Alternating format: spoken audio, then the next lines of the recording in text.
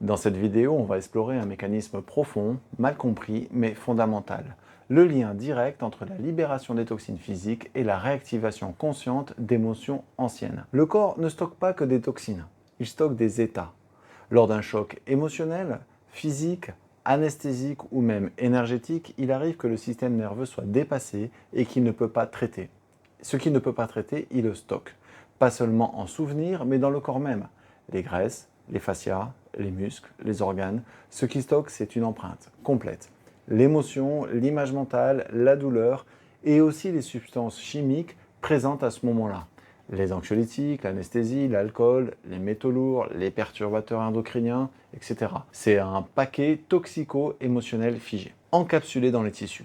Ces toxines ne dorment pas, elles peuvent se libérer sans prévenir. Ces toxines sont stockées parfois 10 ans, 15 ans ou 20 ans et peuvent se remettre en circulation à tout moment. Après un jeûne, pendant un soin énergétique, dans un sauna, après une nuit de sommeil profond ou même lors d'un choc émotionnel actuel qui ouvre une porte. Voilà pourquoi quand cette toxine revient dans la circulation sanguine, elle ramène avec elle l'état émotionnel qu'elle figeait. Donc le résultat, c'est une peur soudaine, une tristesse inexpliquée, une hypersensibilité qui ne correspond pas à la situation présente, et c'est là le cœur du sujet. Ce que le corps libère de manière inconsciente devient une expérience consciente au niveau émotionnel.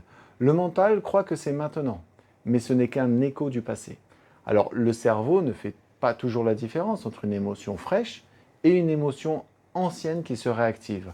Donc quand la toxine revient dans le sang et que le corps revit cet état, le mental pense « il se passe un truc, je vais mal, je rechute ». Mais non, vous ne rechutez pas, vous nettoyez, vous purgez, vous libérez une ancienne couche, restez coincé dans les tissus, les cellules, les fluides du corps. Pourquoi ça explique tant de blocages mystérieux en thérapie ?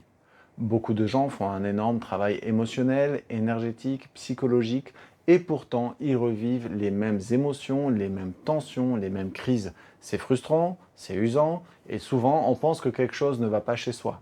Mais la vérité, c'est que tant que le corps physique n'a pas libéré les résidus chimiques liés aux anciens chocs, le mental et l'émotionnel continuent d'être réactivés comme une vieille alarme qui sonne sans qu'on puisse la désactiver. C'est comme vouloir éteindre un incendie sans couper le gaz. Le nettoyage du corps est le point d'entrée vers la libération réelle.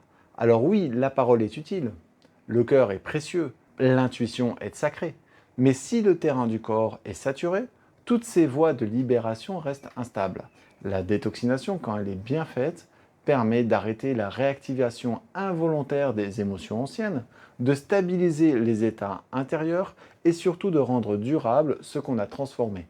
C'est pourquoi, pour beaucoup, le grand virage ne vient pas d'un énième soin, d'une énième méthode, mais d'un vrai nettoyage cellulaire. Donc en conclusion, ce n'est pas vous qui rechutez, c'est votre corps qui se libère. Et quand une émotion revient sans raison, posez-vous cette question. Et si c'était une ancienne mémoire qui remonte parce qu'une toxine vient d'être relâchée ? Ce que le corps libère dans l'ombre, l'esprit le ressent en pleine lumière.